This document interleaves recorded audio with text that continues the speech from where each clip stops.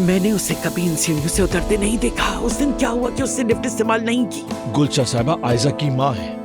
आयजा की खुशी के लिए मैंने इस औरत को 2 महीने से अपने घर में रखा हुआ था, तो सोचे मैं क्यों दूंगा उस औरत को धक्का सीढ़ियों से। मैंने तुमसे ये तो कहा ही नहीं मेहमद कि तुमने उसे धक्का दिया। ये बात कहाँ से आ गई? देखो, जब गुलशा साहिबा गिरी उस वक्त मेहमद उनके साथ था। इस खानदान का सबसे बड़ा दुश्मन मेहमद है। उसने एम्बुलेंस तक नहीं बुलाई। हमीद, क्या ये सब तुम्हें अजीब नहीं लगता? अम्मी, कौन सा फोन? हो सकता है बात करते हुए हमारी वीडियो बना ली उसने। कुछ भी करके वो फोन ढूंढो और ला कर दो मुझे।